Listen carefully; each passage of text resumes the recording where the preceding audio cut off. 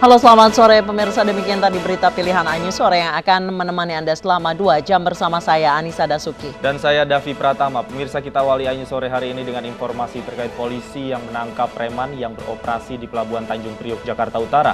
Salah satunya adalah seorang yang diduga sebagai bos preman Tanjung Priok.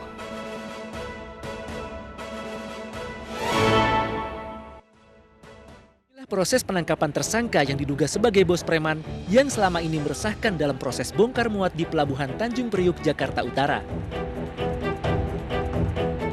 Tersangka yang diduga sebagai bos preman ini bertugas sebagai supervisor di perusahaan alih daya atau outsourcing yang mempekerjakan operator RTG di Pelabuhan Tanjung Priok. Menurut polisi, modus tersangka adalah memerintahkan operator RTG untuk mendahului proses bongkar muat truk yang memberikan upeti. Pemberian pungli dilakukan dengan meletakkan uang di dalam kantong plastik atau botol air mineral. Sedangkan uang pungli yang diterima operator dari para supir truk bervariasi, mulai Rp5.000 hingga Rp20.000. Sebelumnya pelaku pungutan liar di kawasan Tanjung Priok, Jakarta Utara ini berhasil ditangkap polisi. 49 pelaku kini ditangkap dari beberapa pos yang ada di sepanjang jalan menuju Pelabuhan Tanjung Priok. Penangkapan ini dilakukan setelah Presiden Joko Widodo mendengarkan keluhan supir kontainer di Pelabuhan Tanjung Priok. Presiden pun langsung menelepon Kapolri Jenderal Listio Sigit Prabowo untuk menangkap pemalak. Kapolri, selamat pagi. Selamat pagi Bapak Presiden. Ya, ini saya di Tanjung Priok. Ada banyak keluhan dari para driver kontainer yang berkaitan dengan pungutan liar, pungli. Polisi terus mengembangkan kasus premanisme di Tanjung Priok yang meresahkan dan memperlambat proses bongkar muat di pelabuhan tersebut. Tim Liputan iNews melaporkan.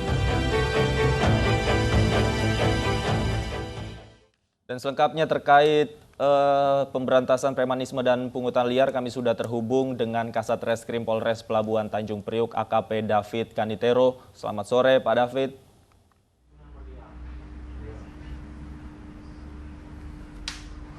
Selamat sore Mas Davi. Baik Pak David, sejauh ini seperti apa perkembangan kasus penangkapan bos pungli di Pelabuhan Tanjung Priok? Terima kasih Mas Davi. Sebelum kami jelaskan terkait perkembangan kasus yang kami tangani terkait pungli ini, boleh kami jelaskan bahwa memang pada hari Kamis yang lalu ada keluhan dari para sopir truk kontainer Tanjung Priok yang langsung menyampaikan keluhannya kepada Bapak Presiden Republik Indonesia terkait dengan adanya modus operandi premanisme dan pungli di sekitar kawasan Pelabuhan Tanjung Priok. Di situ para sopir truk kontainer menyebutkan ada 3 tempat yang masih rawan terhadap pungli dan premanisme, yaitu yang pertama PT Dwipa, kemudian PT Fortune, dan yang ketiga arteri Jalan NP City One.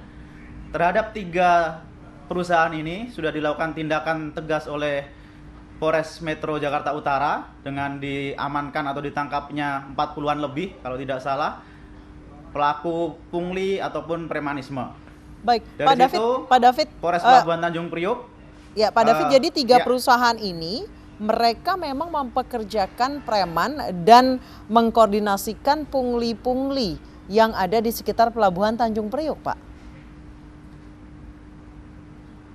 Baik Mbak Anissa, untuk 3 perusahaan tersebut ditangani oleh Polres Metro Jakarta Utara.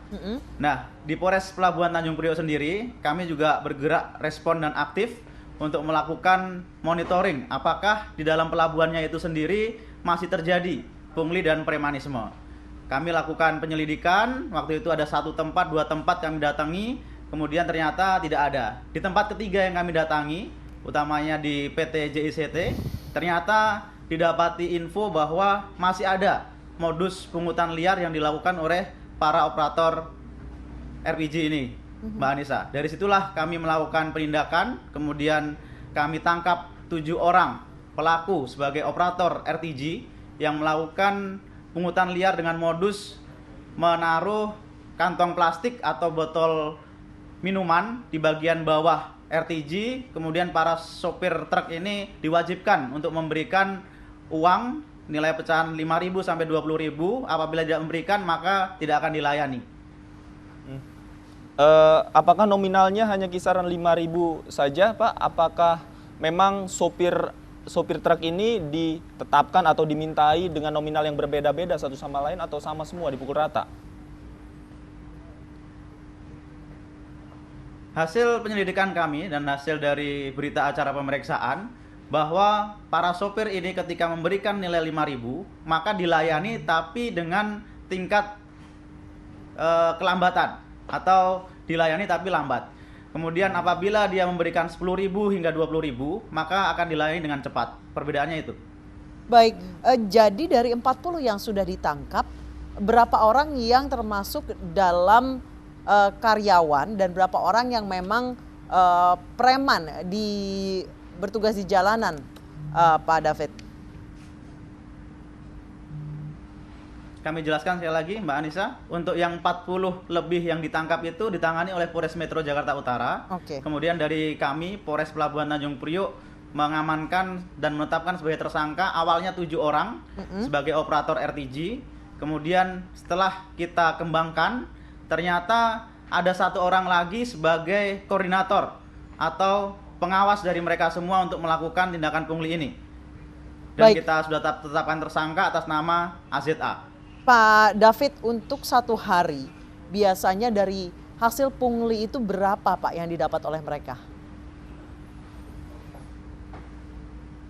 Kami sudah tanyakan untuk perharinya 1 orang operator RTG itu bisa membawa pulang sekitar 800.000 sampai 1 juta rupiah, Mbak Anissa. 1 hari ya Pak ya? Betul. Jadi kalau dibilang 1 hari tidak full karena mereka bekerja dalam 1 hari itu hanya 8 jam. Oke. Wow. Dalam 8 jam memperoleh uang dengan nominal tersebut. Kemudian dari hasil yang dikumpulkan, apakah mereka juga menyetorkan kembali uang-uang yang didapatkan, Pak David? Justru itulah yang kita kembangkan, Mas Davi. Dari 7 orang yang kita tangkap awal, kemudian dia menyampaikan bahwa uang yang didapatkan itu salah satunya disetorkan kepada bosnya mereka, koordinator atau pengawas dari outsourcing ini. Dan sudah kita tangkap dan kita tetapkan sebagai tersangka atas nama inisial AZA. Kemudian Dan boleh kami jelaskan, Ya, silakan, pada saat kita melakukan penangkapan, itu seperti tersistem dan terorganisir.